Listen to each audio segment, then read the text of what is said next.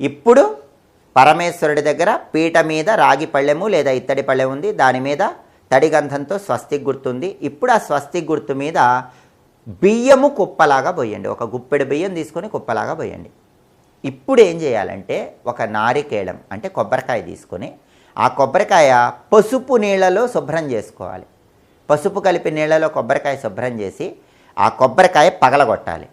ఆ కొబ్బరికాయ 2 చెక్కలైన తర్వాత ఆ 2 చెక్కలు కూడా రాగి పళ్ళెము లేదా ఇత్తడి పళ్ళెంలో ఏర్పాటు చేసిన బియ్యంలో ఉంచాలి. అలా కొబ్బరికాయ చెక్కలు 2 కూడా ఆ బియ్యంలో ఉంచిన తర్వాత ఒక కొబ్బరి చిప్పకి 5 చోట్ల గంధం బొట్లు 5 చోట్ల కుంకుమ బొట్లు పెట్టి ఆ కొబ్బరి చిప్పలో ఆవు నెయ్యి కానీ నువ్వుల నూనె కానీ పోయాలి.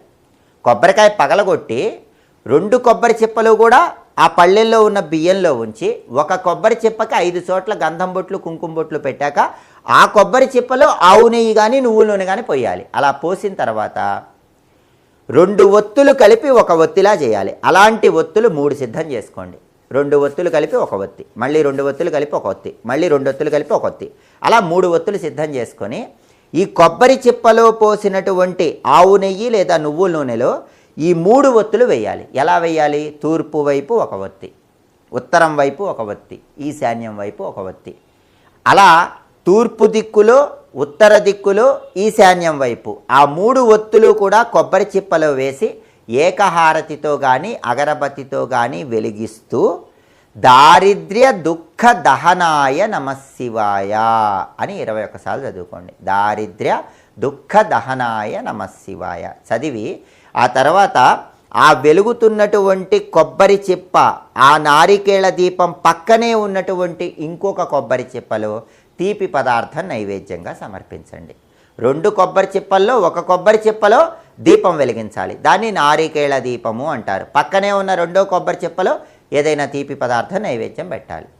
ఇలా దీపం వెలిగించిన తర్వాత ఆ దీపం చుట్టూ పుష్పాలు అలంకరించాలి, అక్షింతలు వేయాలి, ఆ దీపానికి హారతి ఇవ్వాలి, ధూపం వేయాలి, అగరబత్తులు చూపించాలి. ఆ దీపం కొండెక్కిన తర్వాత ఏం చేయాలి? ఆ దీపం కొండెక్కిన తర్వాత ఈ 2 కొబ్బరి చిప్పలు కూడా ఎవరూ తొక్కని చోట చెట్టు మొదట్లో వేయాలి. ఆ దీపం చుట్టూ ఉన్నటువంటి పుష్పాలు కానీ అక్షింతలు కానీ అన్నీ ఎవరు తొక్కని చోట చెట్టు మొదట్లో వేయాలి. అయితే ఆ పళ్ళెల్లో ఉన్నటువంటి బియ్యాన్ని మాత్రం పొంగలిగా చేసుకొని శివుడికి నైవేద్యం సమర్పించి దాన్ని ప్రసాదంగా స్వీకరించాలి. ఇలా కార్తీక మాసంలో ఏ రోజైనా ప్రదోష కాలంలో కానీ లేదా కార్తీక మాసంలో వచ్చే సోమవారాలు ప్రదోష కాలంలో కానీ ఈ నారికేళ దీపాన్ని